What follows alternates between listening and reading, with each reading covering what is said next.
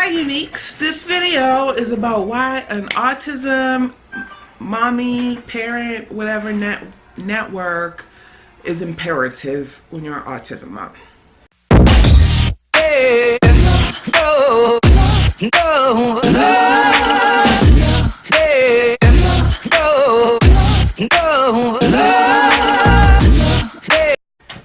I have to say that autism can be very lonely.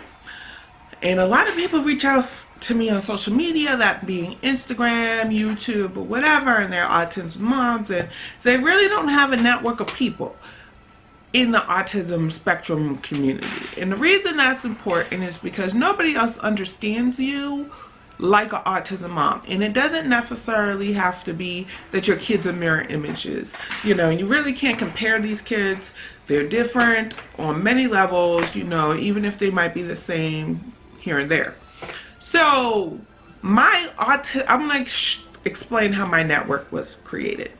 I started getting the diagnosis, didn't know shit from Shinola, didn't know what the freak to do, and was very depressed. My cousin, who also has an autistic child, told me about my Autism Team, okay?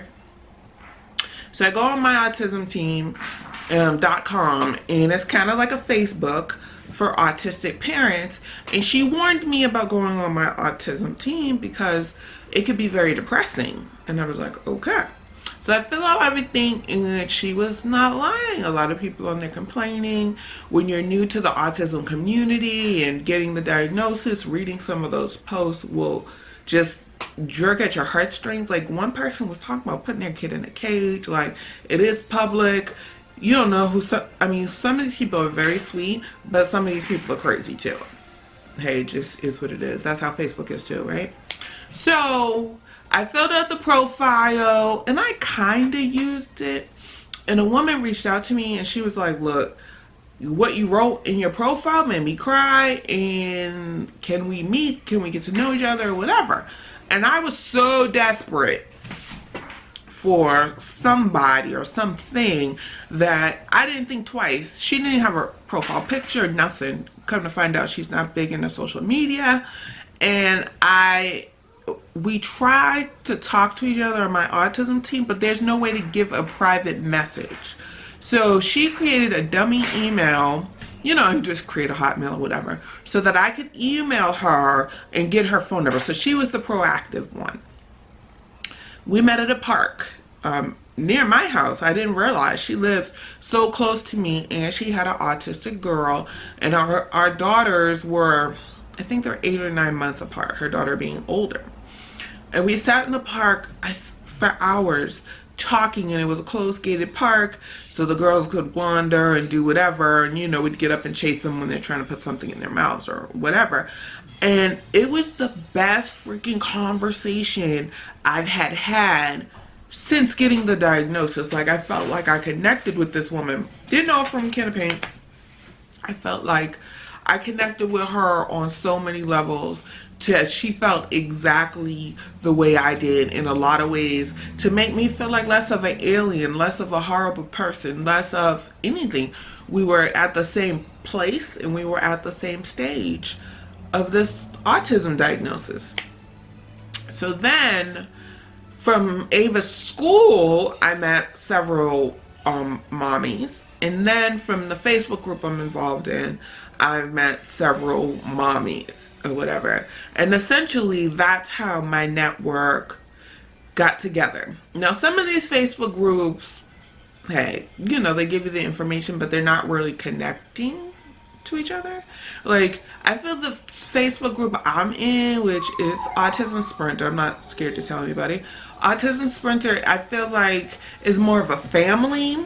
It's more or less based in Massachusetts. We do have people in other states, but I've met several of these women and they're all fabulous and great. You know, I did a video with the owner of the nonprofit of my Autism Sprinter. You can look on my channel and see that. I also did a commercial for Autism Sprinter. You can also look on my channel to see that. And I really feel like they're like a family. Like, when Ava was having seizures and stuff, they reached out to me, you know, once I posted it. It's a closed group. They reached out to me, and when you're sitting in a hospital and have nothing to do, they were great encouragement, and you know, made me feel like they were there even though they weren't physically there. So now my autism mommy group, like only a couple of us get together. We've gotten together a couple of times, but now we want to expand it and get together more often with more participants, right? So somebody has offered their house, and hopefully we can all see who shows up.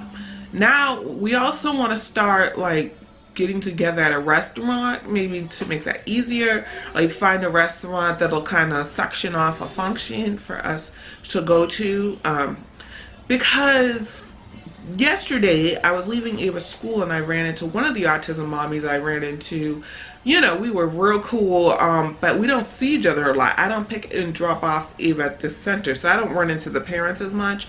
I was there for parent training, so I ran into her, we give each other a hug, we ain't seen each other in a while, and she's like, oh, I don't want to interrupt. I'm like, look, I'm done, and then we left, but we were like outside talking, right? Then another mother was dropping off her kids or went to parent training or whatever, and she joins the conversation.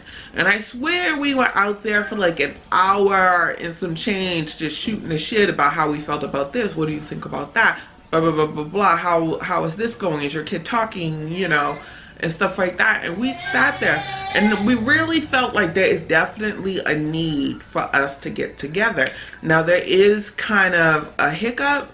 We do not have everybody's phone number. It's not a school like it. We call it school, but it's not really school. It's an autism center, which is medically done. So HIPAA rules apply. You can't just say, give me everybody's phone number. So I got about 4 or 5 people's phone number, but I surely do not have everybody's phone number. So we're trying to work around it and see how we can get these parents to come out so we can talk and get to know each other. The reason I feel the network is imperative is because I feel like nobody understands you like another autism parent and the struggles and the tribulations they go through. I really feel that people do. I'm not saying anybody's malicious or, you know, my friends are malicious or, you know, they're not trying to hurt my feelings. They're not trying to be non-understanding, but I need more than a band-aid on a gaping wound, okay? And what I mean by that is we can't relate on the subject of my child because they have no idea what I deal with on a regular freaking basis. They have no clue, no concept. Even if they had kids before, like dealing with Ava, and I have to say she's the love of my life, dealing with Ava on a day-to-day basis is a challenge because Ava can be challenging, okay? Everything doesn't go smoothly. Me and Ava have little arguments, and I'll do a video of like, how do you argue with a nonverbal child? Arguments go down, and Ava wants to be the winner, okay? Arguments go down with no words. It just be, and you're throwing things down, and you ain't doing it fast enough, and I want my cheese, and you know, or in the morning, arguments about, girl, you only eat cheese, so in the morning you're gonna eat this oatmeal, at least a couple bites, and you're gonna eat this banana because I can't deal with you being constipated. Like, so I gotta win that argument. And then I cave in with certain arguments, like she wants to drink juice all the time or whatever. She goes in the refrigerator and gets her juice. But the thing is, she's not potty trained. There's so many things day to day that my friends have no concept of and don't understand the challenges of my life. Whereas another autism parent understands it all. Understands it all. That these 2 women, I didn't really talk to, but you know what? When we sat there and talked, it was almost like we could talk for hours because our situations were so freaking similar of what we deal with on a regular basis and how other parents with neurotypical kids do not deal with any of this. You know what I mean? That's why the network is imperative. That's why trying to find you autism parent friends is worth it. It's really worth it. And they also help you with things in the area that you might not know of. Like even the Autism Center, the only reason I found out about that is because I met an autism mama at an autism event. So that's another thing.